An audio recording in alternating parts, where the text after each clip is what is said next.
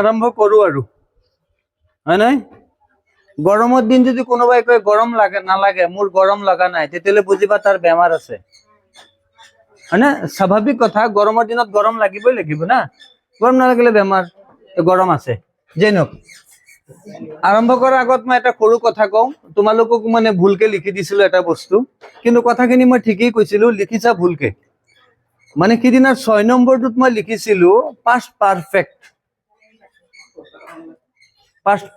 past continuous থাকিলে কত যাব past perfect continuous মই কিন্তু past perfect continuous tense কৈছো কিন্তু লিখাৰ টাইমত past perfect খালি লিখিছো হয়নে এটা কোন মিলাই লবা তোমালোক কৈছো কোন মিলাই লবা মানে তো জানি কোনি ভুল নকৰে হয়নে মানুহ মাত্ৰে ভুল man is mortal মই কি কলো না man is mortal মানে মানুহ মাত্ৰে ভুল নহয় মানুহৰ গাত বহুত তেল না এটো নহয় মানে হয় হয় মানুহ মৰে তেনেকা এই এনেকা হৈ যায় বুঝা দেখি জানে মানুহ মাত্ৰে ভুল যে মোৰ ভুল হৈ গল না man is mortal কি কম কি কৈ দিলো জেনক এতিয়া কালিলৈকে আমি লিখিছিলো টুডে থাকিলে ইনডাইৰেক্ট নেশনত কি হ'ব ডেড ডে হয় নাই আৰু টু নাইট থাকিলে কি লিখিছিলো ডেড নাইট তাৰ লগত আৰু দুটা বস্তু আছিল লিখিবলৈ যেনে ইয়েষ্টাৰডে এটো আজি তোমালোকে লিখি লবা ইয়েষ্টাৰডে যদি থাকে তেতিয়া ইনডাইৰেক্ট নেশনত কি লিখিব লাগিব the day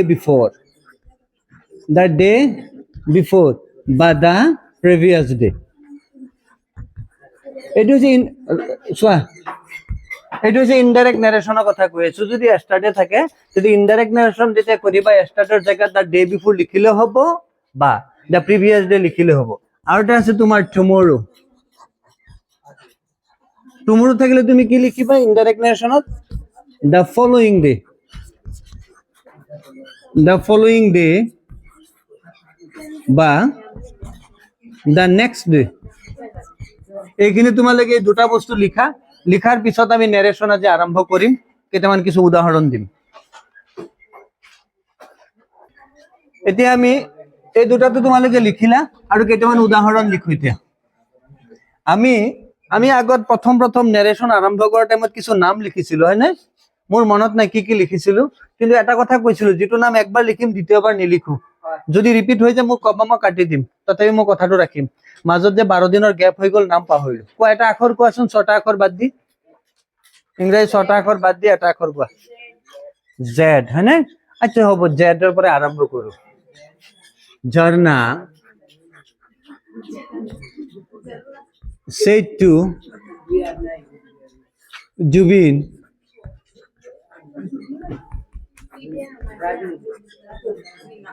you are calling raba pisot kotha patim you are calling my father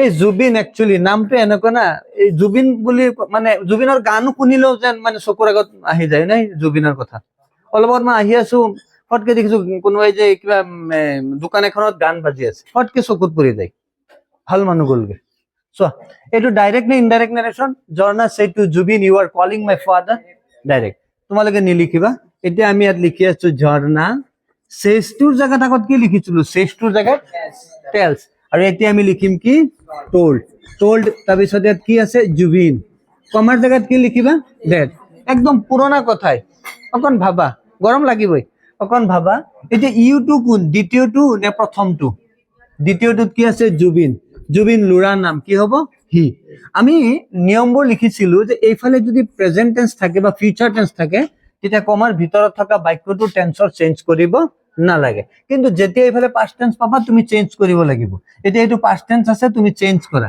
এই বাক্যটো ই আৰে কৈ আছে কোন টেন্সত আছে প্ৰেজেন্ট কন্টিনিউয়াস থাকিলে কোন টেন্সত যাব past continuous tense he was calling এটা মাইটো কোন প্ৰথমটো নে দ্বিতীয়টো প্ৰথম কি আছে ঝৰ্ণা হৈছে ছোৱালী হাৰ্ট তাৰ পিছত ফাদাৰ এতিয়া হাৰ্টটো কৰিব নাইলো তোমালোকে এটা চাৰ্ট দিছিলো না যে মাইৰ লাইনৰ পৰা বহিব ছোৱালী লুৰা তেনেকুৱা আৰু আচ্ছা জেন হোক মই এটা কিছু নাম এ বি সি ৰ পৰা আৰম্ভ কৰো অংকুৰ said to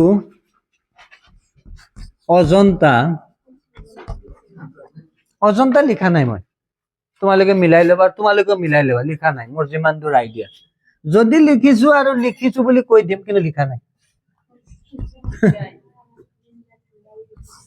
I will play the game টুমৰো চোৱাচোন এই বস্তুটো ডাইৰেক্ট নে ইনডাইৰেক্ট নেৰেশ্যন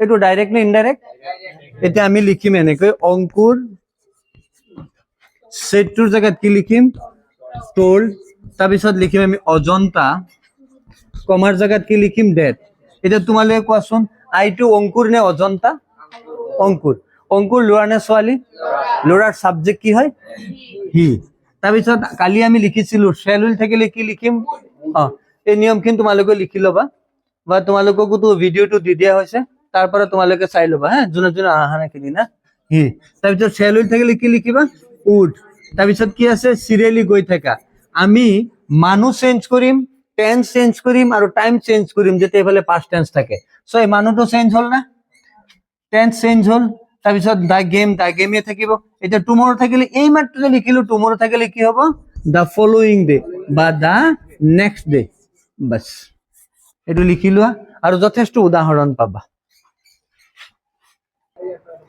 আমি এই দুটা মুছি দিও না এটা আৰু কিছু উদাহৰণ লিখিম তোমালোকে কমন এটা নাম আখৰ কোৱাচোন 6-7টা আখৰ বাদ দি পেলাই আচ্ছা আচ্ছা হ'ব মোৰ মনত আছে হা Savitri সোৱা Savitri said to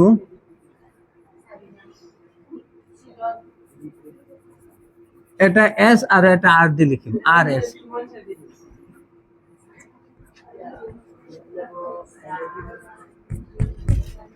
Savitri said to Ranjit, your pen has been taken by my sister. এটা এই বাক্যটো ডাইরেক্ট নি ইনডাইরেক্ট নারেশন একদম ইজি হিসাবত বুঝা এটা আমি ইয়াত কি লিখিছে সাবিত্ৰী তুমি লিখিলা সাবিত্ৰী সেটটোৰ জায়গাত কি লিখিবা টোল্ড তাৰপিছত ইয়াত কি আছে ৰঞ্জিত তুমি লিখিলা ৰঞ্জিত কমাৰ জায়গাত কি লিখিবা ডেট এটা এফালে আমি চেঞ্জ কৰিম তাৰমানে সিম্পল কথা কমাৰ বাহিৰত যদি এইটো সাইডত এফালে যদি পাস্ট টেন্স থাকে তেতিয়া পিছত লিখিব তেতিয়া কমাৰ ভিতৰত থকা বাক্যটো টেন্সৰ চেঞ্জ কৰিব লাগিব যদি এফালে প্ৰেজেন্ট টেন্স থাকে তেতিয়া নালাগে এটো পাস্ট টেন্স আছে চেঞ্জ কৰি মই একেই কথাই ৰিপিট কৰি আছো বাৰ কৈ আছো তোমালোকক এটা ইওৰ পেন মানে ইউ মানে কোন ৰঞ্জিত না ৰঞ্জিত ল'ৰা হিজ পেন এটা হ্যাজ বিনে কৈ আছে এটো হ্যাজ বস্তুটো বিন বাদ দিয়ে হ্যাজ বস্তুটো কোন টেন্সৰ প্ৰেজেন্ট পাৰফেক্ট টেন্স গতি কোন টেন্সত যাব পাস্ট পাৰফেক্ট টেন্সত বা পাস্ট পাৰফেক্ট কন্টিনিউয়াস যি কোৱা কৈ থাকা বিন আছে যেতিয়া টেকেন তাৰপিছত আছে বাই মাইটো কোন প্ৰথমটো সাবিত্ৰী ছোৱালী কি লিখিম হাৰ সিস্টাৰ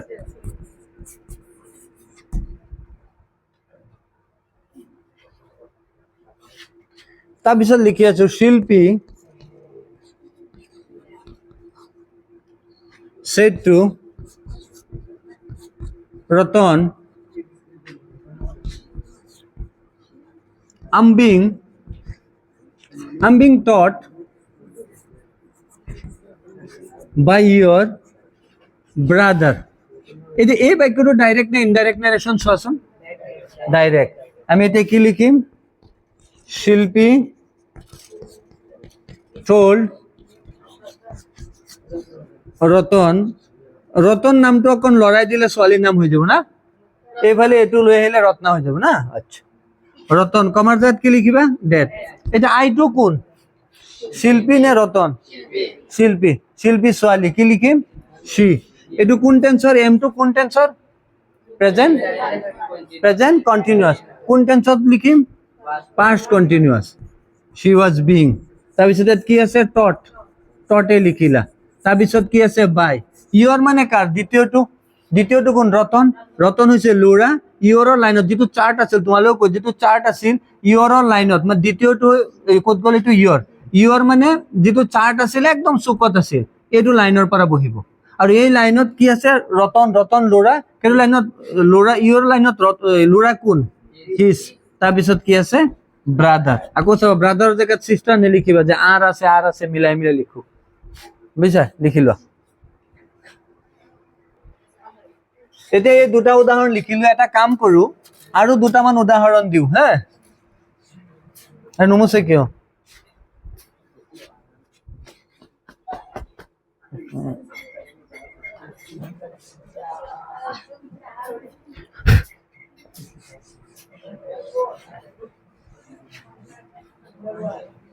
এই মানে এইটো অকন চাগে অকন পানী লাগি আছিল চাগে অকন ভিজা আছিল হয়নে যাকে এইটো এইটো উঠা নাই এইটো ভিজা থাকিলে নুঠে চোৱা চোৱা আৰু দুটা উদাহৰণ দিম দি পেলাই ভাল লগা নাই গৰম আছে যামগে চোৱা এইটো কি লিখিলো হীৰা হিৰণ্য সেতু সাথী yesterday yesterday was a holiday itu direct na indirect narration direct keneke bujilo direct কমা আছে তুমি লিখা এনেকৈ হিৰণ্য সেতুৰ জায়গাত কি লিখিবা told সাথী কমাৰ জায়গাত কি লিখিবা dad এটা স্টাৰ্ট মানে নেৰেশন সিৰিয়ালি যেতিয়া যাবা না যেটু পাবা কেটুৰ কথা ভাবিবা এটা সিৰিয়ালিকে প্ৰথম কি পালো আমি yesterday yesterday থাকিলে কি লিখিব লাগিব the day before বা the previous day বাস হৈ গল the day before তাৰ পিছত কি আছে was বস্তুটো কোন টেন্সৰ বস্তু এট বিভাব কোন টেন্সৰ বিভাব past continuous এটা past continuous থাকিলে কোন টেন্সত যাব তাত লিখা আছে নিয়মত past perfect continuous tense had been a holiday bus আর এটা লিখো ছোয়া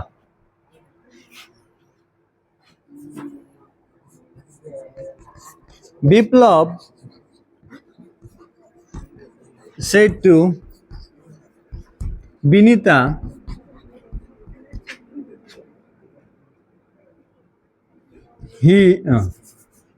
my brother did this এটো ডাইরেক্ট না ইনডাইরেক্ট নারেশন ডাইরেক্ট এটা প্রথম কি লিখিবা বিপ্লব সেটুৰ জায়গাত কি লিখিবা told তাৰ পিছত কি আছে বিনিতা কমাৰ জায়গাত কি লিখিবা dad এটা মাই ব্ৰাদাৰ মানে কাৰ ব্ৰাদাৰ বিনিতা নে বিপ্লব হয় বিপ্লব লোৰ আগতে কি লিখিম হিজ ব্ৰাদাৰ তাৰ পিছত এই ডিডে কোন টেন্স বুজাইছে ডিডে বুজাইছে past indefinite টেন্স থাকিলে কোন টেন্সত যাব past perfect formation ki subject plus head plus v3 did or past participle ki done this thakile ki likhibo lagibo that bas full stop likha tumale ko likha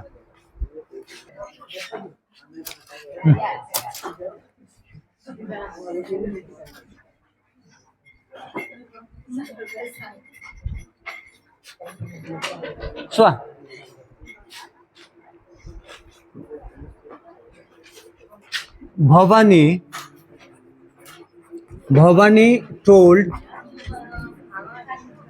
Bhavani told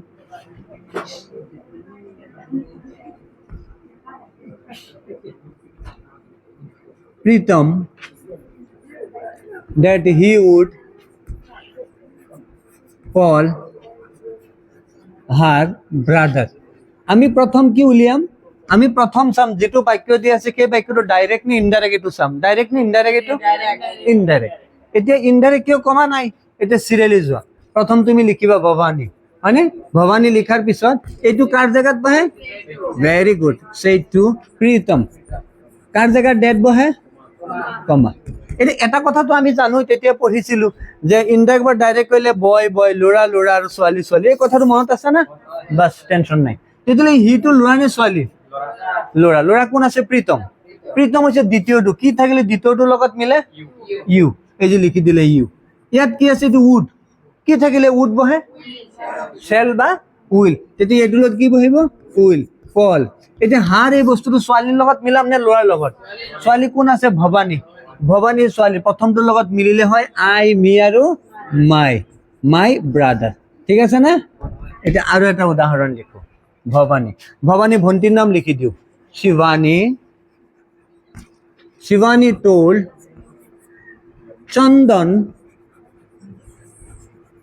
that that book had been that book was being read by his son. এতিয়া আমি চাম এইটো direct না indirect narration? এইটো indirect narration. কেনেকৈ indirect হল? কমা নাই। এতিয়া আমি লিখিম ইয়াত আস্তে আস্তে লিখিম শিৱানী। এই শিৱানী বানান হোৱা নাইতো, শাৱানী হৈ গল না। তোমালোক আচৰিত মানুহ হে হে। বাস এতিয়া হৈ গল না শিৱানী? হা না না না, মই যেতিয়া শিৱানী কৈছো সো এইটোতো এনেকুৱা নহয় যে আমি একদম মানে বাৰ্থ সাৰ্টিফিকেট চেঞ্জ কৰিব লাগিব। কিমান টাইম লাগিছে? সাৰ্টিফিকেট চেঞ্জ কৰি দিলো না। শিৱানী লিখোতে কিমান টাইম লাগিব? শিৱানী। বাস এতিয়া আমি কি লিখিম? উত্তৰ কৰে চোৱা। শিৱানী টোল্ডৰ জায়গাত কি লিখিবা? সেতু চন্দন। ডেটৰ জায়গাত কি লিখিবা? কমা লিখিলো। এতিয়া আকৌ আছে লগে লগে ডেট বুক। ডেট বুক থাকিলে কি বুক হব?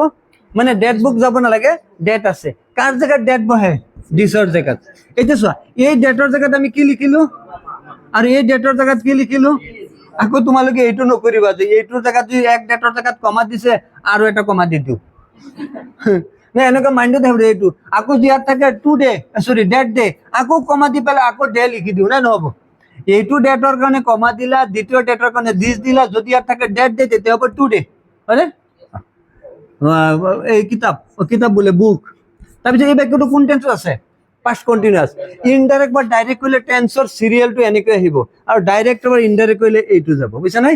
এইটো ডাইৰেক্ট, এইটো ইনডাইৰেক্ট, আৰু এইটো হৈছে তোমাৰ ডাইৰেক্ট, এইটো ইনডাইৰেক্ট। মানে ইনডাইৰেক্ট বা ডাইৰেক্ট কইলে মানে কথা এটাই, সিৰিয়াল যেটো আছে টেন্সৰ সেই সিৰিয়াল মতেই থাকিব, উল্টা পুল্টা নহয়। মানে ইনডাইৰেক্ট বা ডাইৰেক্ট কৰিলে, ইনডাইৰেক্ট বা ডাইৰেক্ট কৰিলে টেন্সৰ সিৰিয়াল পিছু আহিব, আৰু ডাইৰেক্ট বা ইনডাইৰেক্ট কৰিলে টেন্সৰ সিৰিয়ালটো আগুৱাই যাব। এতিয়া এইটো কোন টেন্স আছে? এইটো পাস্ট কন্টিনিউয়াস না। এতিয়া কোন টেন্স থাকিলে পাস্ট কন্টিনিউয়াস টেন্স? ডাইরেক্ট নারেশনত কোনটো টেন্স থাকিলে ইনডাইরেক্টত পাস্ট কন্টিনিউয়াস টেন্স হয়? Present continuous. প্রেজেন্ট কন্টিনিউয়াস টেন্সত লিখিব দিস বুক ইজ বিং, তার পিছত কি আছে? Red, is red. তার পিছত আছে তোমাৰ বাই। হিজটো লোৱা নে ছোৱালী? হিজটো লোৱা নে ছোৱালী? ল'ৰা কোন আছে? চন্দন। কি হব? দ্বিতীয়টো লগত মিলে ইয়ৰ হব। ইউ, ইয়ৰ, ইয়ৰ সন। বাস আজি আমি বেছি আলোচনা নকৰো, গৰমো বেছি। আৰু নেক্সট কাইলৈ যেতিয়া আহিম, কাইলৈ আমি আৰম্ভ কৰিম এইটো নিয়মৰ কিছু উদাহৰণ আমি আকৌ আলোচনা কৰিম। 4-5টা উদাহৰণ ইনডাইৰেক্ট বা ডাইৰেক্ট মানে পাস্ট পাৰফেক্ট পৰা পাস্ট ইনডিফিনিট টেন্স হয়, প্ৰেজেন্ট পাৰফেক্ট হয়, এইবোৰ আলোচনা কৰিম। তাৰপিছত আছে তোমাৰ past perfect continuous tense indirect narration থাকিব, ডাইরেক্টত প্রেজেন্ট পারফেক্ট কন্টিনিউয়াস টেন্স হ'ব নে পাস্ট কন্টিনিউয়াস টেন্স হ'ব, এইবোৰ আমি আলোচনা কৰিম। আৰু তাৰপিছত আমি আৰম্ভ কৰিম ইম্পাৰেটিভ সেন্টেন্স। আৰু বেছি দিন নালাগে, 2-3 দিন লাগিব নাৰেশন। গতিকে আজি ইমানেই। তোমালোক ভালে থাকিবা, সবাই ভালে থাকিবা।